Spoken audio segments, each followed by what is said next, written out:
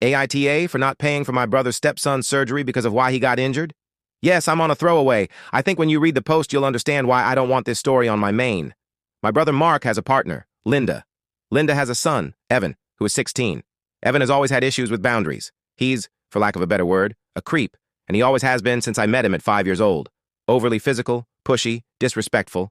Linda used to think it was cute that he was trying to snuggle my daughter and chasing her around trying to touch her when she said no. I told her more than once that if she didn't get her kid, then my husband was going to, and she wouldn't like that option. That's the only threat that made her ever do anything close to parenting that kid.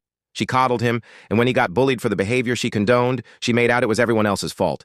Over the years, we've seen less of Mark and Linda as we moved further away to put my daughter in a specific school, so this really isn't an issue that touches my family regularly. When we see them at holidays, I make sure my daughter knows to just give Evan a wide berth. The only reason I'm adding this context is to show a pattern of behavior. Evan has continued to have problems with boundaries. Linda denies it, but we hear it from Mark. Behavior issues, him being bullied, behavior probation, etc. Anyway, about a month ago, Evan was at a party and groped a girl in his class.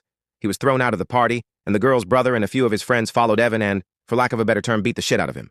Now, this is one of those cases where everybody knows who did it, but nobody filmed it and nobody's talking, and these boys are well-liked in school and their parents are upstanding members of the community with access to lawyers. Point is, they're not going to be able to sue the parents. Evan was left with several broken bones, and one of the injuries in his leg is very severe. The medical insurance Linda has will cover treatment, but the doctors have said the treatment will likely leave Evan with long-term pain and stiffness, limited mobility, and leaves him at risk of other conditions.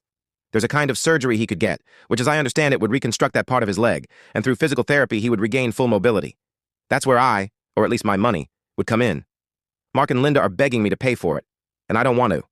Not for a kid who assaulted a girl. They're saying this decision could affect the rest of his life. But what about his victim? What he did to her could affect the rest of her life.